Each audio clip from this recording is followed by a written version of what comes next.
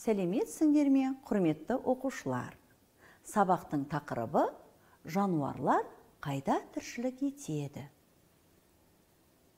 Бүгінгі сабақта жануарлардың қайда тіршілік ететінін білесіңдер. Мекендейтін жеріне қарай жануарларды топқа бөлесіңдер. Бір ортаны мекендейтін жануарлардың өзара ұқсастығы мен айырмашылығын түсінесіңдер. Балалар, өсімдіктерді тіршілік ету ортасына қарай қандай топтарға бөлетін едік? Иә, дала, орман, шөл, су қойма, шалғынды жерлерде өседі деп топтастыратын едік. Жақсы балалар, енді мына суретке назар аударыңдар. Жануарлардың тіршілік ету ортасы бірдей ме?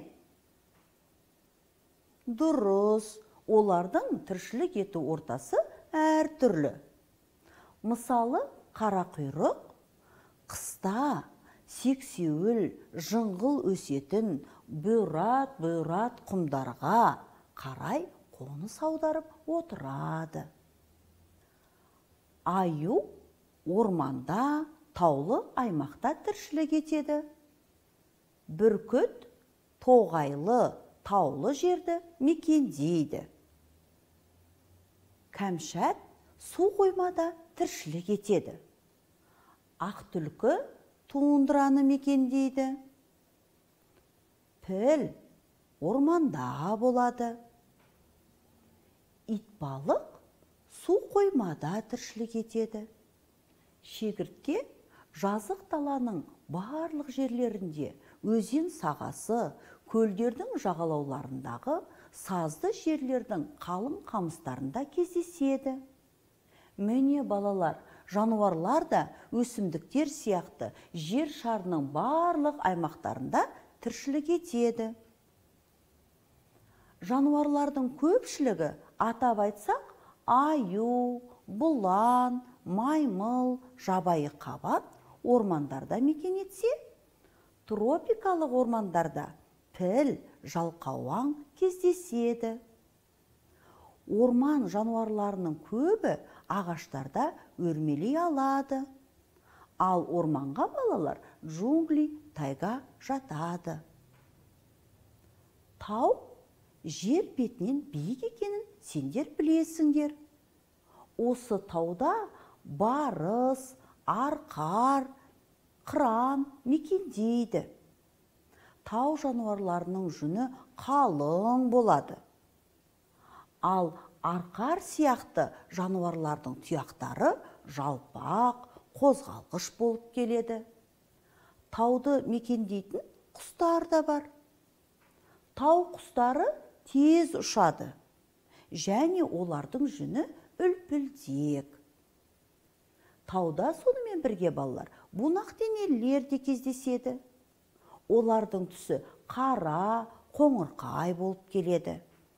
Су қоймаларға бұлақ, тоған, өзен, көл, теңіз бен мұхит жатады. Бұл жерлерде неше түрлі балықтар, итбалық, дельфин, кит кездеседі. Сондай-ақ құндыз да тіршілік етеді.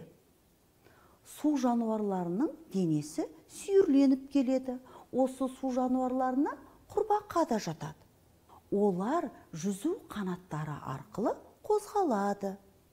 Кейбір су жануарларының аяқ саусақтарының арасында жүзу жарғақтары болады.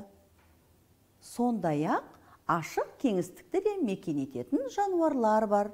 Оларға арыстан, дуадақ, ақ түлкі, ақ бөкен, киік және бунақденелілер жатады. Ашық кеңістікті мекен ететін жануарлар тез жүгіреді. Тез жүгіру арқылы жауынан қашып құтыла алады, және өз қорегін жылдам қуып жете алады. Ашық кеңістік дегеніміз бұл дала, шалғын, шөл, шөлейт, саванналар. Ашық кеңістікте ағаштар, бұталар сирек кездеседі. Керісінше шөптесін өсімдіктер көп өседі.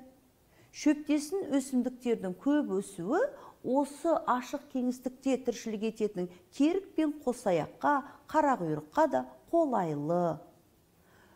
Шөп қалың өсетін ашық даланы кеміргіштер мен бунақденелілер де мекендейді.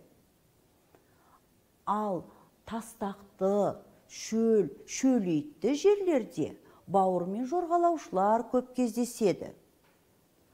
Мұзды мұхитта ақ түлкі, Арктика қасқыры, солтүстік бұғысы мен ақ аю мекендейді. Өсімдіктер сияқты жануарлар да тіршілік ортасына қарай бірнеше топтарға бөліп қарастырылады. Мекендейтін жеріне қарай орман, тау, су қойма, ашық кеңістік, шөл, шөлейт, дала, саванна жануарларына бөлуге болады. Бір жерде тіршілік ететін жануарлардың өзара ұқсастығы мен айырмашылықтары да бар. Мысалы, тауда мекен ететін жануарлардың жүні қалың, аяқтары мықты. Бұл олардың ұқсастықтары. Ал жануарлардың қоректенуі сырт пішіні әрине бір-біріне ұқсамайды. Жануарлардың тіршілік ортасын қаншалықты түсінгенімізді байқау мақсатында артығын тап ойынын ойнайық балалар. Тақтаға мұқият назар аударыңдар. Арқар, ілбіс, қарақұйрық, бүркіт қайсысы артық? Тамаша балалар. Артығы қарақұйрық. Келесі сөз тізбегін қара. Бұғы, дельфин, піл, маймыл.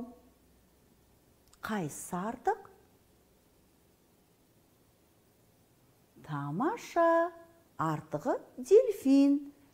Келесі тізбекке назар аудара қойыңдар. Итбалық, кәмшат, аю, балық. Артығын табыңдар. Жарайсыңдар балалар. Артығы аю. Келесі тізбекке қараңдар балалар. Жылан, арқар, кесіртке, қолтырауын.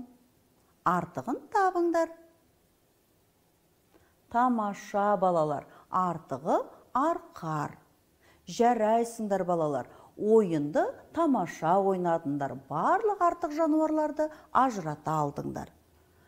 Бүгінгі сабағымызды қорытындылайтын болсақ, жануарлардың қайда тіршілік ететінін біліп, оларды мекендейтін жеріне қарай топтастырдыңдар. Бір ортаны мекендейтін жануарлардың өзара ұқсастығы мен айырмашылығын түсіндіңдер. Осымен сабағымыз аяқталды. Сау болыңдар балалар.